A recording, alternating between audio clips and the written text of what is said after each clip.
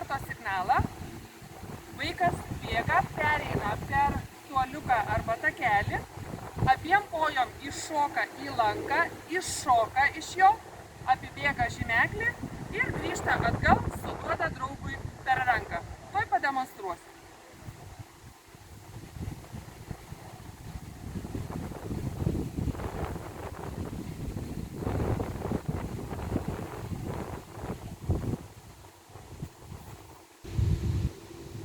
Šiai estafetei reikalingi žymeklis ribai, 4 kliūtis, kurias galėtų perlipti vaikai, 2 lankai, maži plasmasiniai arba minkšti kamuoliukai, krepšys didelis ir 1 žymeklis galutiniai ribai pažymėti.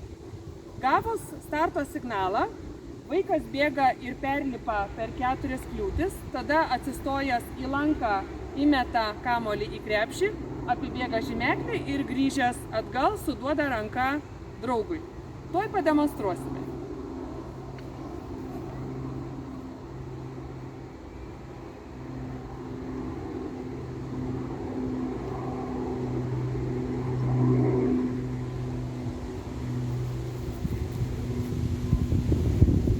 Šiai estafetei reikės pradžios riboženklio, šuolio į tolį riboženklio ir galutinio apibėgimo riboženklio. Taip pat tunelio ir keletos kėdučių paremti tunelį. Gavus starto signalą, vaikas pribėga prie tunelio, pralenda pro jį, pribėga iki sekančio riboženklio ir abiejomis kojomis atlieka šuolį į tolį. Tada apibėga galutinį riboženklį ir grįžęs atgal suduoda draugui ranką. Iš dalies pademonstruosime šią estafetę. Lendame pro tunelį.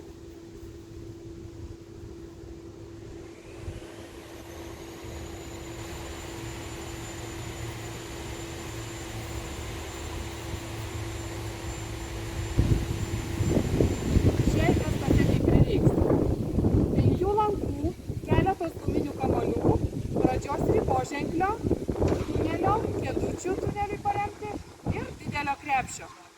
Po starto signalo vaikas paima kamuolį, praridena per tunelį, paėmęs jį rankose, šoka į lankus, iš paskutinio lanko meta kamuolį į krepšį, grįžta atgal ir suduoda ranką draugui. Pabandykime atlikti.